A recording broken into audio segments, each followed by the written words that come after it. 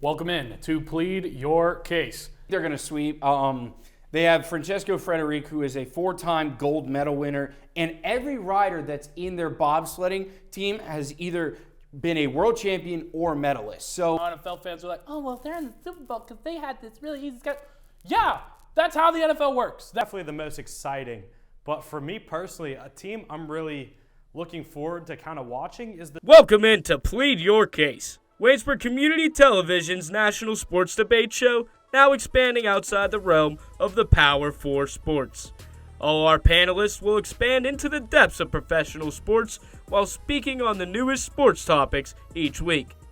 We're also bringing new mini-segments like I Got Something to Say, State of the Union, Pick 'em Pools, while even bringing back a popular mini-segment, the 5 and 5.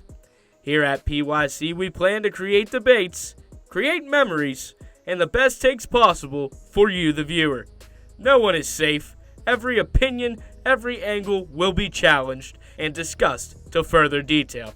So sit back, relax. It's now time to plead your case.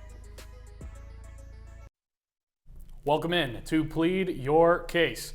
In this coming episode, you're going to see a lot of us on the desk here talking about multiple different things from wrestling to baseball to football. But let's get right into it here with the WWE. I'm Joe Chirillo, your host for this segment. Alongside me, Ethan Spozarski and Luke Andruscik. We're going to get talking into the WWE and what is going on. And we are now in the road to Wrestlemania. Just the other day, this past weekend, the Royal Rumble occurred. And in the Royal Rumble came with the Women's Royal Rumble to start us off. And in that, Liv Morgan came out with the win on that one. She was on Raw last night, giving a little bit of a tease as to what we might be seeing from her. No decision yet on who she might want to face. But the question is Liv Morgan the right choice for this win here at the Royal Rumble? Ethan. I thought the push made a lot of sense, actually, because, Liv Morgan's kind of, she's had a little bit of a feud with, different people outside the Judgment Day, including, but not limited to, basically the entire Raw roster. I think her and Raquel have been interesting, but they've been kind of pushed together. Besides her and Rhea Ripley, there hasn't been a lot to go off it, so I like the push. It makes sense because I think there's also a lot to lose for Liv Morgan's character as well because, Raquel Rodriguez is set to have a championship match against Stephanie Valkyrie here very shortly. So what happens if Raquel Rodriguez wins and she decides to go in and pick her? I think there's a lot of avenues. I think the push made sense. No one else has ever won from the 14th spot in the Women's Royal Rumble either. I think it makes sense. I like the push. I think it could overall add a lot to WWE. Yeah, I actually picked this one. I always do Royal Rumble predictions. I picked Liv Morgan to win the 2026 Royal Rumble, and guess what? She did, and I think it is the right way because the Judgment Day has been going on it started with Edge, Damian Priest, and Rhea Ripley. Now it has none of those people in it. This is not the Judgment Day that was supposed to be the Judgment Day. And it's been dragging on for far too long. It's 3 of the women's wrestlers, and Finn's barely hanging on. Dom's back last night on Monday Night Raw. That was ridiculous that he just randomly came out, not even in the men's. Yeah. JD McDonough, who I think he's hurt right now as well. No, JD McDonough's hurt. The Judgment Day is actually a joke at this point. It's really not a serious I was telling them, the fellas, before we went live, that I believe Raquel Rodriguez will win the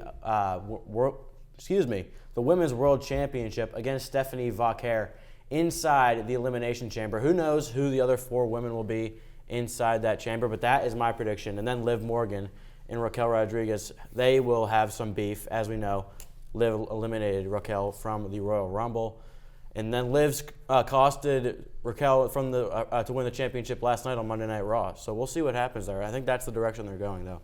So for the men's side, when it came down to it, there were 2 matches in between, and we'll get to those coming up here. But for those 2 shots in between, you really are going to look at Roman Reigns and how Roman Reigns came into that match winning the Royal Rumble on the men's side. Do you think that Roman Reigns was the right choice? And now going into Raw last night, looks like he's going to be facing off against CM Punk. Do you agree that that's the right booking?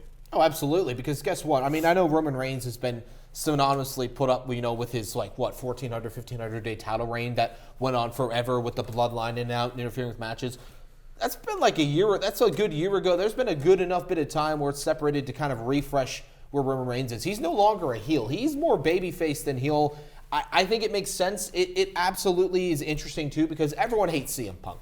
Not one person likes it. Took a 10-year vacation. Well, I like CM Punk. No, the people. No, I don't like CM Punk do you either. mean? I don't like CM Punk. I think he's I really love- fun to watch. No, he's not. Yes, he is. CM Punk is. He's fun to watch 10 years ago. Now he's old and slow. He's not good. I mean, let's be real though. Half the roster, they're all like 30, 40 years old at this point. Yeah, but he's like 44. But here's the thing though. CM Punk, if you look at it, the fans, people like him. It's the roster that at least the characters don't have a problem with him because 10-year vacation, 10-year hiatus. You go work with AEW and you spit and talk and create problems with the WWE, and then he comes back and now half the characters there hate him. And I think it absolutely works because it's time to get Reigns back into it. He's hot. It's what the people want.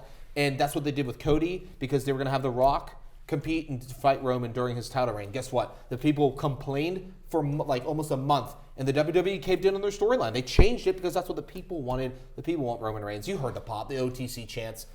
I think Roman Reigns he fits in everywhere with every storyline. I believe they could have went a different direction in the Royal Rumble, but I do believe Roman Reigns is one of the choices. I picked Roman Reigns again in my predictions. Braun Breaker Very getting convenient that he's picked both winners. I think that's yeah. pretty. How lucky you are. I did. All right, I'll show you the proof. All right. Braun Breaker getting eliminated by Obafemi right away was a shock. I liked it. I really liked the way they're going. I don't know who this masked man is.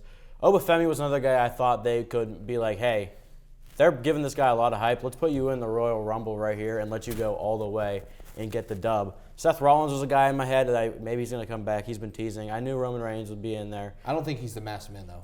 I don't think so either. I don't think. But I think Roman Reigns, and after that promo on Monday Night Raw last night, I thought it was. I'm very hyped for Roman Reigns versus CM Punk. He said, "I could go after you because you're the biggest star available. I could go after you because you're on Netflix and you're on the best show.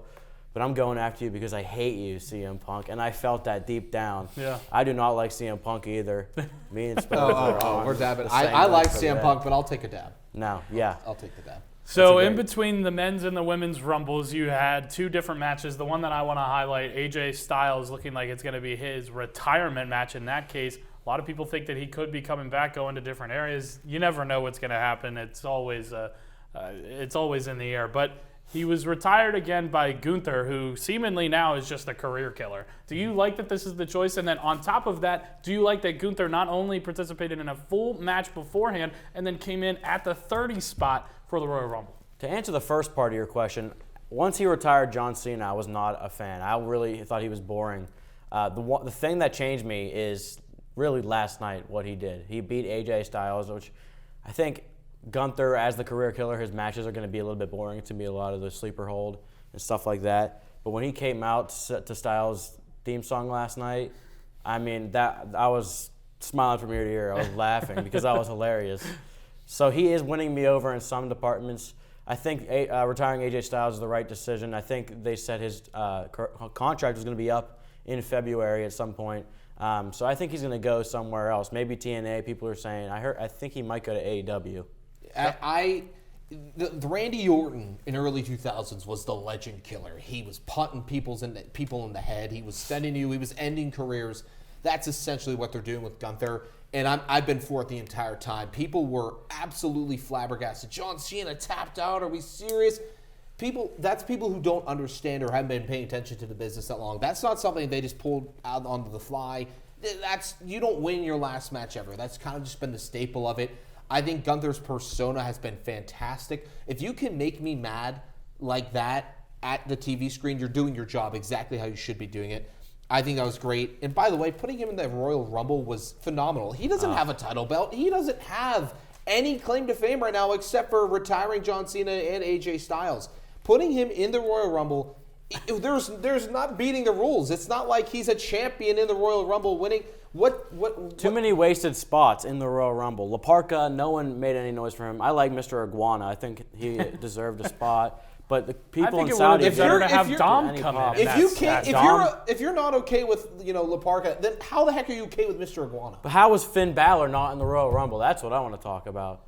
I mean, Finn Balor is going to go for CM Punk too. That's what I'm saying. He's going to defend it. I think they have an Elimination Chamber match, and that's where it gets settled out because conveniently Finn Balor wasn't there last night. But I thought that was fine because the promo we got between CM Punk and Roman Reigns was spectacular. Let's say Drew McIntyre beat Sami Zayn, and let's just break it down. I'm so happy about that. Yeah. Drew McIntyre needed this win, He has never gotten the spotlight when he needed to.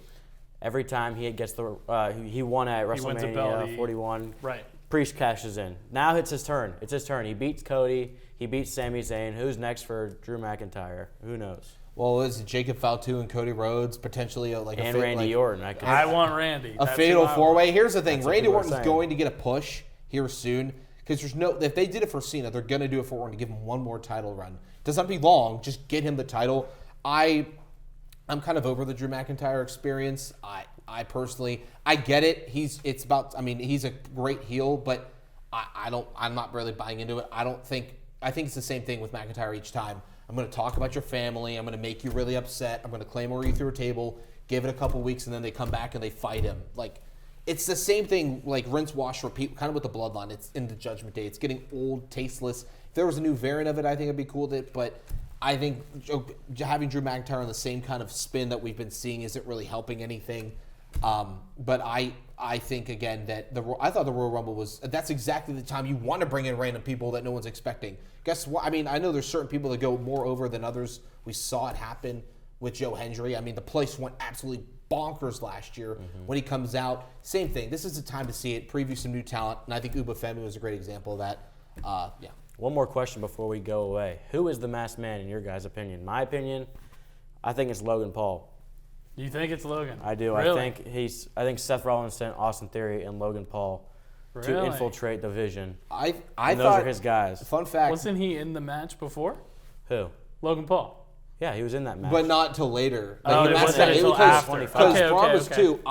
It might be him and Braun have had some difficulties in the past. I'm going with Buddy Murphy. Okay, I like that too. I was I like like, that too. I with how it looked in the positioning, I think Buddy Murphy was the guy. I think he's back. He's no longer with AEW. I would love that. And he's worked with Seth a lot in the past. Remember when he was the Monday Night Messiah? I thought that was Adam Pearce is another guy people could think. Joe, who's your? My pick would be Logan Paul. I never really thought of that until you mentioned it. I like that a lot. So, but the road to WrestleMania has started. We'll be seeing this coming up a lot more. There's a lot of storylines that are attached to a lot of different things. Thank you, gentlemen, very much for coming up, discussing WrestleMania with us. That's going to do it all for this WWE segment. Coming up here later in PYC, we have the MLB and NFL to talk about, so don't go anywhere. This is Plead Your Case.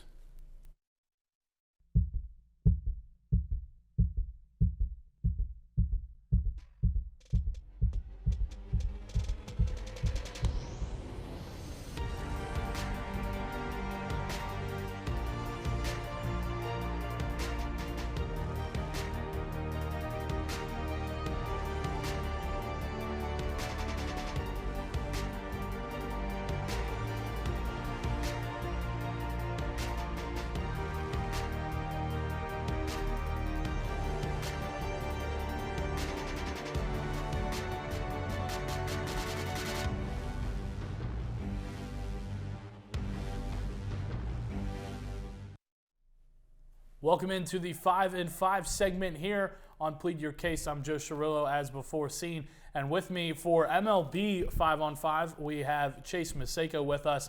Chase, we're going to get into it. We have 5 questions for you. You have 5 minutes, 1 minute per answer. Let's get into it. Are you ready, sir? Yes, sir. Let's go. All right. Your first question today, sir. Which team in the MLB presents the most excitement and the highest ceiling in this season? Go. Well, I don't know about the most exciting, but the highest ceiling has to be the Los Angeles Dodgers. There's no other answer you can go with. They have Shohei Ohtani, of course, that amazing pitching rotation. They added Kyle Tucker this offseason in free agency. So they're definitely the most exciting. But for me personally, a team I'm really looking forward to kind of watching is the Chicago White Sox. I know, a crazy answer for how they've performed the past couple seasons, but when you have Munetaka Murakami be your big free agency signing, he's someone you can really hope to build off of, and I'm super excited to watch Munetaka Murakami and the White Sox play after the moves they made this offseason. Wow, you got 20 seconds to spare, but I'm not giving you an extra 20 on this next one. So get ready for it. This one is a little bit of a thinker. Your second question, sir, which player is due for a bounce back year? Go. So this one's interesting. I'm going with a player who he's been to the pinnacle, the top of the mountain. I'm going with a 4-time World Series champion, Mookie Betts. Wow. For those of you who don't know, Mookie Betts and the Dodgers, they started last season in the Tokyo series. And during that series, Mookie Betts got a stomach illness of some sort, and he ended up losing 20 pounds. He's already a small guy to start with, so he usually plays at about 175. He was playing at 155, and you saw that on the field. He had his lowest batting average ever, down to 256, only had 20 home runs. This is a guy who peaked at a 346 batting average, and his other low was in the 280s. So I expect a major bounce back by Mookie Betts, which sucks for baseball fans because the Dodgers are probably just going to roll their way all the way back to the World Series. 10 seconds to spare on that one. I guess you're doing pretty good with this. My pick, personally, would be Adley Rutschman. He really needs to come back if the Orioles want to get right back into it. Your third question for you, sir. Will the Mets continue to compete, or will they just fall off short like usual? The Mets are one of the most interesting stories every year in baseball. Last year, it was the huge Juan Soto contract, locking him in for over $700 million. They have Francisco Lindor. The offense has never been the question. This season, they decide to add on the defensive side of things, bringing in Marcus Semien instead of having Brandon Nimmo in. They ship him off to Texas. They bring in Jorge Polanco to play first base. They add in Bo Bichette. So this offense has never, ever been the question for the Mets. It's the pitching rotation. They were running out Clay Holmes as their number one starter. Now they bring in Freddie Peralta. They have some young guys there. It's really just a question of, can these young guys like Nolan McLean, Jonah Tong step up in the major league level and be all-star level rotation pieces, because you need a great rotation to make it in the postseason. So I'm not here to predict. I would say I would lean towards yes, because the offense, they can compete for a World Series, but it's all on that pitching staff. Time. Wow, you're right on the money. Look at you, good sir. Going to it, we'll get into number 4. Your personal favorite team, the Pittsburgh Pirates. Will they win 75 games this year or not? Quick answer, yes. Last season, it was 71 wins. The 2 seasons before that was 76 wins each. But this team should have won at least 75 games last season with their starting rotation. But I don't know what was going on. The team was just a train wreck, whether it's Bucko Brick scandals outside of baseball. Everything that could have gone wrong for this Pittsburgh organization last year really went wrong. But this season, you come into the offseason with a plan. You get Brandon Lau and Jake Mangum in a 3-team trade. You add Ryan O'Hearn in free agency. Additionally, you bring in bullpen pieces like Gregory Soto. You get a young guy in the password to fill out that 4th outfielder role for you. So this team, this young starting rotation with Bubba Chandler, Paul Skeens, anytime you have Paul Skeens, he's going to get more than 10 wins this year, folks. This team is going to win more than 75 games, and they might just make the wild card. Might is a strong word, especially for the Pittsburgh Pirates. Going into your final question, this is one that's been talked about throughout MLB media for a very long time. What is needed more, though? A salary cap or a salary floor? Yeah, so I think I'm slightly biased to this one too. I'm going to go with salary cap. The thing with the salary floor is, yes, all the teams in the lower markets have to spend up. But if you're spending up, guess what? The other teams are just going to spend more money than you. So that 1-year $15 million deal for Eugenio Suarez is going to be 1 year $25 million instead, because the Dodgers or whoever want to sign the good players, they're still going to go and sign the good players. The floor doesn't matter to them. But if you cap them down, they won't be able to spend as much money, which should hopefully level the playing field. My personal opinion is that they need to have both in order to really balance baseball. But if we had to go one, I would go with the cap. I'm going to disagree with you on that. I would go with the floor first, eventually make your way up to a cap, but we'll see how that plays out. The collective bargaining agreement for the MLB is up after this season, so it's a lot to talk about going into the season, during the season, and especially after the season. Chase, thank you very much for your responses to this quick 5 and 5. You did really good. I'd say that was about a 5 and 3.5. We'll go with that. That's going to do it all for this mini segment here for Plead Your Case. We're going to send it over to talk about the Winter Olympics. Hello, everybody, and welcome to the Winter Olympics segment of this Plead Your Case episode. We're just going to jump straight into it. Wyatt, United States skiing star Lindsey Vonn, just the past week, suffers a gruesome injury in a skiing accident, tears her ACL, but she's still going to compete. How big of a loss is that for the United States skiing team? Well, yeah, she took a 6-year hiatus. She's just coming back. She's 40 years old. Like you said, she did say she was going to compete. However, I do think she will be limited. She's earned 3 medals for Team USA in her time, 8 World Championships, 20 World Cup globes. She's a big competitor for Team USA. However, they do have another girl in Michaela Schifrin who has the most World Cups wins for an alpine skier with 108. She also won gold in 2014 and 2018. So while Vaughn is a big loss for the United States, I do think they can rebound. And I think even though Vaughn did say she was going to compete, I do see her doing it more in a limited role rather than going full speed. I mean, you tear your ACL, your knee is completely torn up. There's no way you can really compete at 100%. I mean, listen. Despite the fact that she's not 100%, okay? Completely ruptured ACL, that's grit, okay? That's grit, and that tells me how hard she wants to compete and medal this year. Whether she gets gold or not is debatable, but no matter what, she's coming to medal, and that's huge for America. You completely rip your ACL out, and then you go out and you compete hard. That's American grit right there.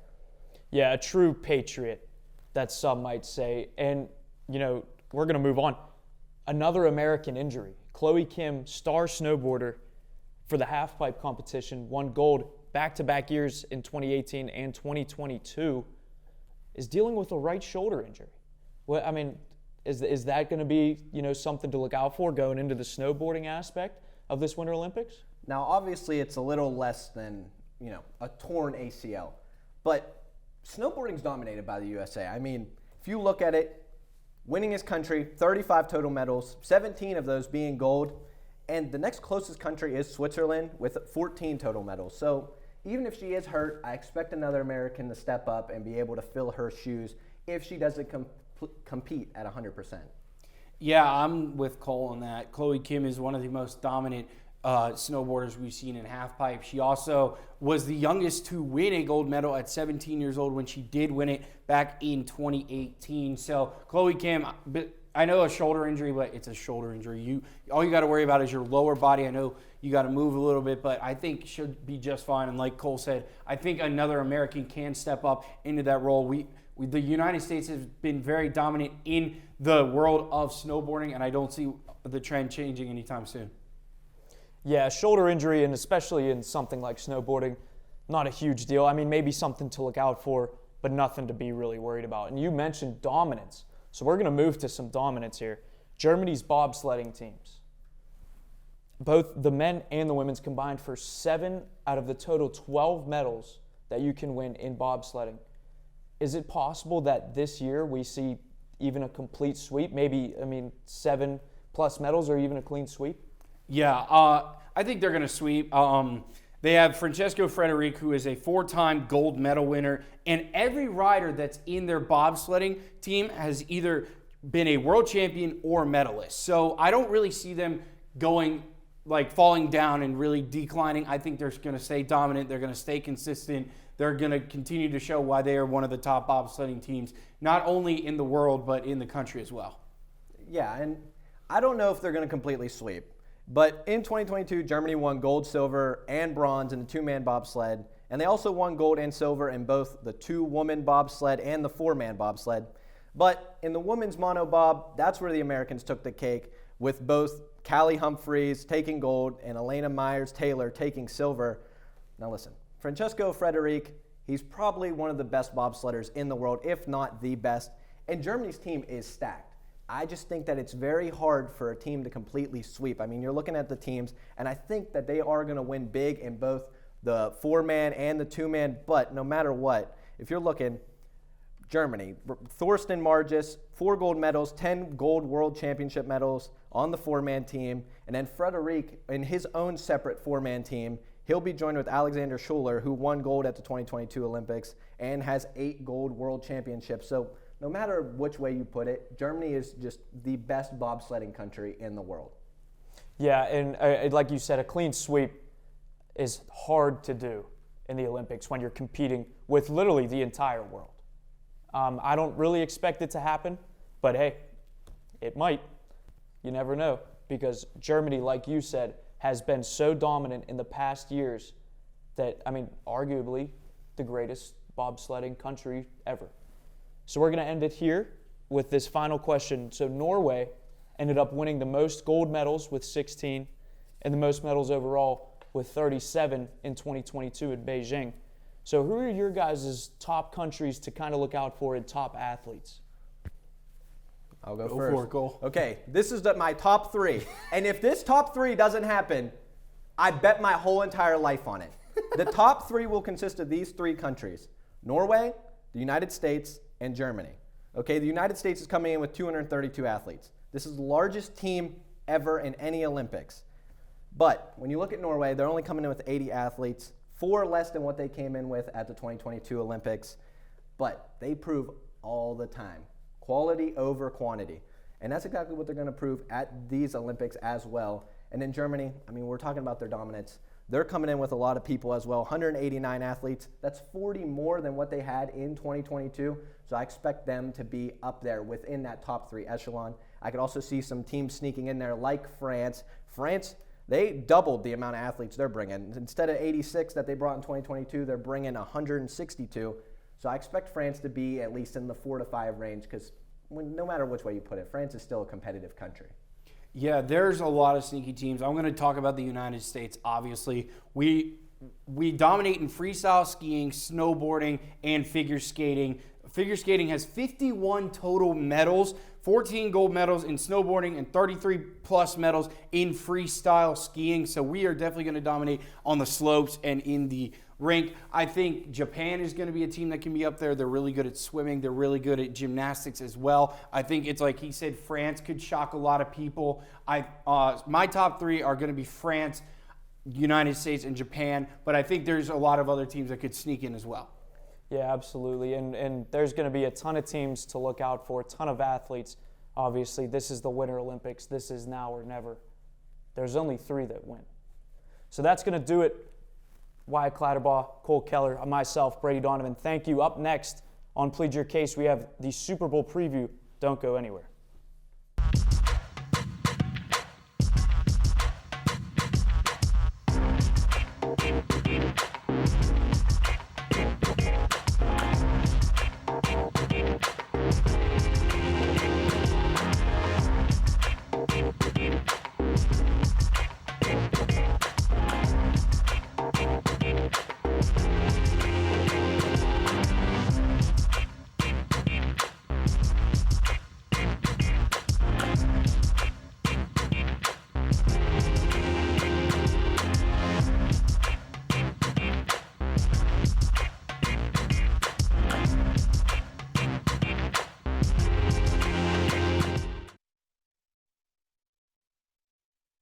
The Super Bowl is only a couple of days away. It's been a long and exciting season, but for this Super Bowl, we have the rematch of Super Bowl 49 and Super Bowl 60. Seth Adams here alongside me is Joe Chirillo and Cade Henderson. Guys, the New England Patriots and the Seattle Seahawks are going at it in Super Bowl 60 at Levi Stadium. What do we think of the Super Bowl overall? Like, is this a good one? Are we excited? Seth, let's be frank. Frank? Let's be frank. Let's be honest with everybody out there. This sucks. This is terrible. This Super Bowl I don't think it's that bad. is not what anybody really wanted. We've been begging for multiple times. So don't have the Chiefs in the Super Bowl. We don't want the Eagles again. We don't want. Let's get the Patriots again. I don't think it's another that bad. time. I don't think it's that bad. I mean, I would completely disagree. Cade, what do you think? This is terrible. I mean, to even talk about the quality of these two teams, the Seahawks should just dominate this game. The Patriots are an embarrassment of a team with an embarrassment of a schedule. They played the Jets twice, the Dolphins twice. They played Jarrett Stidham in the AFC Championship game in a blizzard, and they made it look hard. Drake May? He outplayed Drake May. He let's did. He talk threw about for that. 86 yards. He's a trash Super Bowl QB. You're talking about a guy that got Dang. sacked 15 times in 3 playoff games. Their O-line's going to kill him. Byron Murphy's going to dominate. This should be an easy win for the Seahawks. This is a trash Super Bowl. And you mentioned it, the easy schedule. I mean, this was honestly, it's been talked about a lot how much of a cupcake schedule this has been. It's been the easiest schedule statistically, since 1999. They have played, out of the 17 opponents they played, 3 of them finished with a winning record. No, what do you guys think? Do you kind of agree with that? Do you think the schedule, or should they beat these teams? I mean, is this something that they should beat them? It should be a cupcake walk. They 100% should be beating them, but we also have to understand that last year, where were the Patriots? Terrible. They were abysmal of a team. Yeah. So that's why they have this easy of a schedule. So I really don't like how NFL fans are like, oh, well, they're in the Super Bowl because they had this really easy schedule. Yeah, that's how the NFL works. That's consistently how it's worked, is that even if you're mediocre, you're still going to get a mediocre schedule. If you're a good team, you're going to get a hard schedule. If you're a rough team to compete, if you're a team that just continuously is 3-13 and they're not doing really well, guess what? They're going to give you a cupcake of a schedule. So it just happened to align that now you have an amazing coach of Mike Vrabel, who should win Coach of the Year. You have an amazing quarterback in Drake May that continues to come in and play throughout and continues to show why this team is this good. So it is a cupcake of a schedule. I do think that this team is still decent enough that they can play in a Super Bowl, but I think that this Super Bowl is going to be a rough one to watch because of the Seahawks' dominance. I was going to mention Mike Vrabel and get your guys' thoughts on that. I mean, do you think he's had a Coach of the Year season? 100%. Well, he's had a Coach of the Year seasons because he's played god-awful teams. I mean, he's had a Candyland road to the Super Bowl. That's the point. That's the NFL. Mike McDonald played actual football teams with actual quarterbacks. Who name 2 quarterbacks that he has legitimately played that are actually good at football? Aaron Rodgers. The Broncos were good at football. It's not the Patriots' fault that Bo Nix broke his ankle. It was reported that Bo Nix had this ankle injury that it was gonna break. It was not a time of if it was gonna break, but when it was gonna break. So I think for the Patriots, I would be fed up, and where this could be a really good game, and we're just trashing it right now, as to the fact that the Patriots can come out and be like, I'm tired of this narrative of it's a cupcake schedule. It was given to us. That's the point. Bo Nix hurt his ankle. Okay, that's not my problem. That it was going to happen. So the Patriots could come out and be looking for dominance in this game, and they could do it. All right, well, let's talk about the game itself. The 2 opponents. We haven't really talked about the Seahawks. We've mostly been talking about the Patriots. So who do you guys think are going to perform the most in this game? Who are your kind of dominant ones to get it done? For either team, you can go either side. Doesn't matter. What do you got? Cade, you go first. Well, it really should be the expected offensive player of the year, Jackson Smith-Njigba, making a huge difference for Seattle. I think his matchup against Christian Gonzalez will be the marquee of the night. It's really going to be between them two, fighting it out, and I think Jackson Smith-Njigba, the offensive player of the year, should dominate this. I think he's going to have a great night. He's going to be the impact player for the Seahawks. Let's not get ahead of yourself, Cade. The awards haven't come out yet, so he could not be offensive player of the year. Puka could come into that route. Let's just be honest with ourselves. It could be. It could, but you never know. You don't want to speak ahead of yourself. Personally, JSN could do really well in this game. He has been able to get out of those double coverages pretty easily. However, I think you got to look to Kenneth Walker. The guy's been a dog. That's why he's called K9 for a reason. He's a K9 dog out there on the field. And personally, I think that this team could really get through on their defensive line pretty easily, and he could get some massive yardage in this game. Okay, cool. Now, who do you think is going to just completely do nothing? Kind of overhyped a little bit in this one, not going to perform how we expect them to kind of perform. Stephon Diggs. I mean, he's been hyped up to get into the Super Bowl. You have that photo. A lot of off the field. Exactly. Lots of off the field issues. Situations. And you've seen these photos of him standing outside of the Chiefs winning the AFC Super Bowl, or the championship, excuse me. And you have a lot of those different narratives of how Stephon Diggs is going to come into this game. This is his first Super Bowl ever. He's been with 4 different teams now. How is this going to – I don't think it's going to match up. I think Diggs is going to be not sidelined legitimately, but – just sidelined as a player. He's not going to get the ball as often as you might think. Yeah. I think that the secondary for the Seahawks is going to be able to lock him down a lot. He might have 40 yards. Cade, who do you think? Well, to bring back the point of talking about JSN, I think Christian Gonzalez is going to really struggle in this one. He hasn't had to play a wide receiver like JSN all season. And to think about the playoffs, he plays Ladd McConkey, Nico Collins, and Christian Kirk. And then I'm trying to think who he played on the Broncos, Cortland Sutton. So I don't think he's played any real talented wide receivers who really dominate games like JSN. I think he's going to struggle in this one. I think in that, though, with Cortland Sutton burned him multiple times in that AFC Championship game. I think he's going to learn from those mistakes. They've got 2 weeks that they've been able to prep for this. I think he's going to learn from those. Yeah, so we talked about the Seattle offense has kind of been with Sam Darnold. We haven't really talked about Sam Darnold yet, and he's had some injury issues. Do you think he's still going to perform to the highest level in this Super Bowl? I'd 100% agree. I think that Sam Darnold's going to be able to dish the ball out. Now, Sam Darnold is not the reason why the Seahawks team is where they are. It's mainly because of their defense. Yeah. And so Sam Darnold's been able to come into this. He throws the ball where it's needed. He gives the ball where out, and he hands it off well. He throws it well. You can't deny that. But I think the fact of the matter is that even if he has this injury, he's been playing through it. Multiple guys have played through it multiple times. Matthew Stafford's played through injuries. Matt Ryan's played through injuries. Ben Roethlisberger's played through injuries. And Sam Darnold has learned from those guys. He grew up watching them. He's going to continue to do that. I mean, the guy went from seeing ghosts with the Jets to being a really solid NFL quarterback. And if you look at how he's done in the playoffs, 4 TDs, 475 yards, the guy has done fantastically. He didn't outduel Stafford, but he went pace for pace, step for step with him. And I think he's going to do just that here in the Super Bowl. All right, last one before we wrap it up. Super Bowl winner, the score, and the MVP. Well, I think it's pretty clear I'm pretty heavily on the Seahawks side here. I think they're going to win this game 30-13 with the MVP being JSN, Jackson Smith, and Jigba. Whoa, you are not giving much credit to the Patriots. I don't trust Drake May. I think that they're still going to come out. They're going to score well in this game. I think it's really going to come down to a turnover at some point by either of these defenses. I'm going to go with the Seahawks edging it out on this one, 30-27 in my eyes. Sam Darnold, I think, is going to get the MVP in the end. Yeah, I'm going to agree with a high scoring. I'm going to go with 31-24. And I'm going to go with JSN on this one. I think he's going to have a really solid game. But that's going to do it for us in our Super Bowl talk. It is this Sunday, so be ready for it. But that's going to do it for us, for everyone behind the scenes, in front of the camera. Thank you so much for watching.